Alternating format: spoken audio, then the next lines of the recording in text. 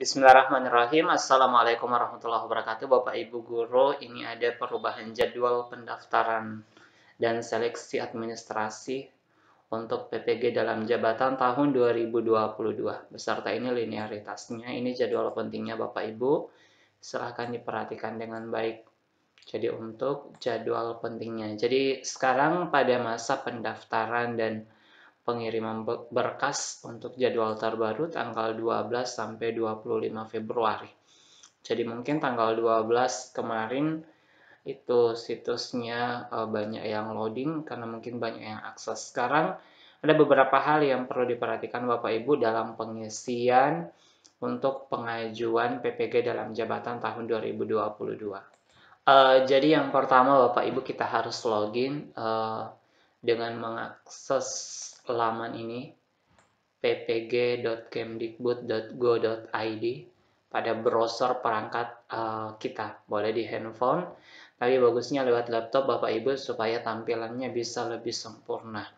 Kemudian kalau kita masuk ini tampilannya ada menu beranda, profil, ada berita dalam jabatan. Di bagian sini, di bagian kanan ini ada login SIM PKB.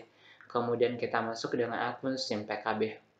Bapak Ibu, kita juga bisa login di laman gtk.belajar.kemdikbud.go.id. Kemudian di bagian ini, di sini ada menu-menunya. Jadi ada menu PPG, prajabatan, dan dalam jabatan. Kita pilih ini masuk.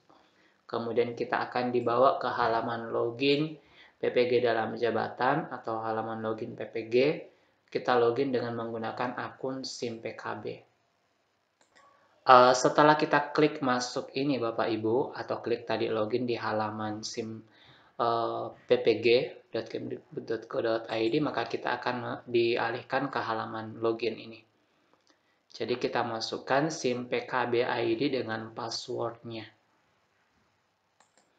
Oke, jika user ID dan passwordnya benar, maka kita akan dibawa masuk ke halaman beranda. Otomatis akan ada halaman seperti ini untuk persyaratan pendaftaran PPG. Jadi kalau memenuhi Bapak Ibu maka akan tercentang hijau semua. Jika ada salah satu yang tidak memenuhi maka akan ada silang merah. Kalau sudah tercentang hijau semua, tinggal kita lengkapi profil. Pada saat kita klik lengkapi profil, ada peringatan seperti ini, kita pilih ya. Dengan memilih ya, Anda akan diarahkan menuju laman biodata diri. Jadi kita lengkapi dulu biodata dirinya.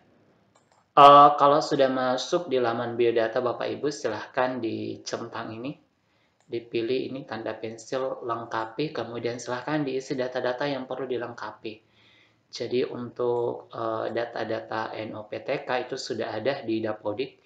Ini yang ada tulisannya Dapodik. Dapodik ini otomatis terisi sesuai dengan data yang ada di Dapodik. Nah, sekarang tinggal diisi data-data yang kosong. Silahkan dilengkapi Bapak Ibu, diperhatikan data-datanya.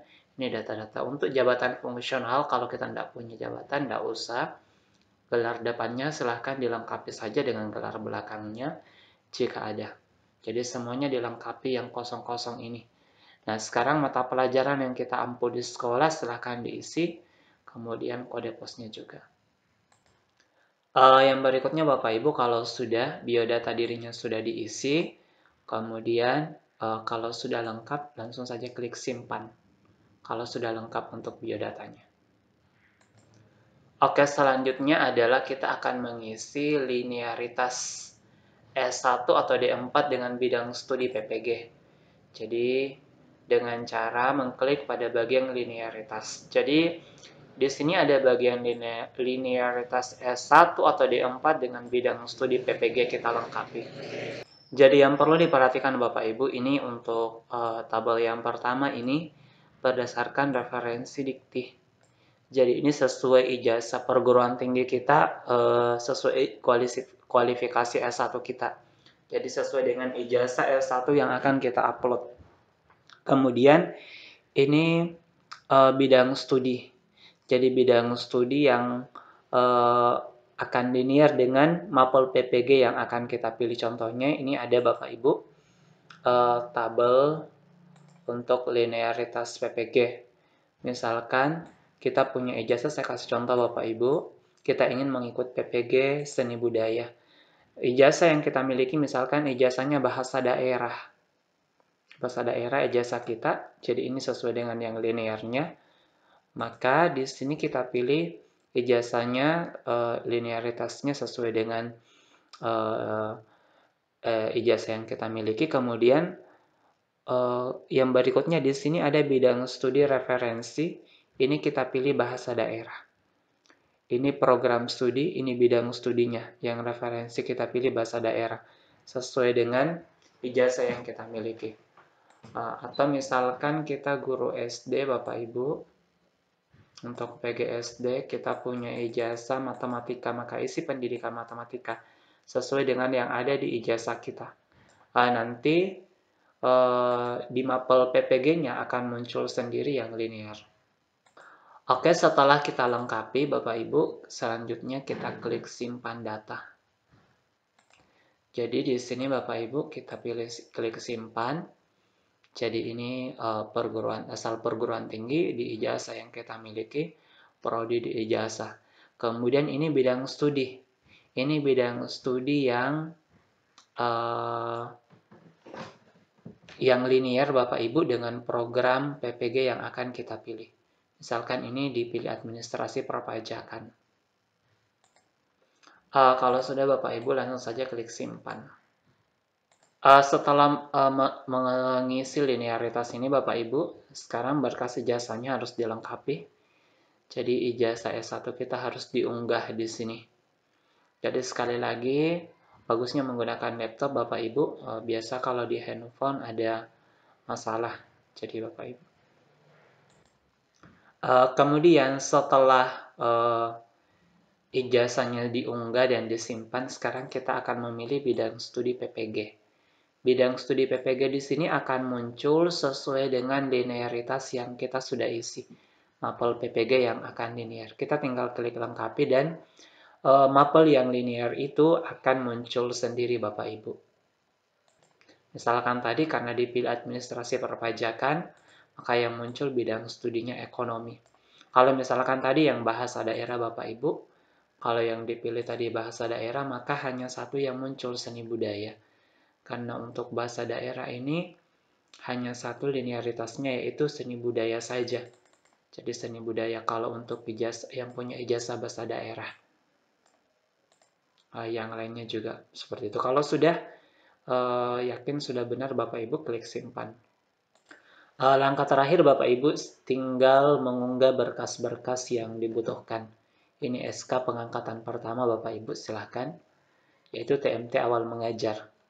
Jadi yang diunggah di sini scan asli, bisa fotokopi tapi legalisirnya dari Dinas Pendidikan Provinsi atau Kabupaten ya. Untuk pendidikan PAUD sampai SMP ke Dinas Pendidikan Kabupaten Kota, untuk yang SMA di provinsi. Kemudian ini SK pengangkatan 2 tahun terakhir Bapak Ibu. Kemudian pembagian tugas mengajar ini dari kepala sekolah dan fakta integritas. Fakta integritas formatnya sudah tersedia Bapak Ibu di surat edarannya. Di surat edaran ini di halaman terakhir ada contoh fakta integritasnya Bapak Ibu di surat edaran yang pertama. Atau untuk melihat fakta integritasnya Bapak Ibu, masuk saja ke laman ppg.kemdikbud.go.id.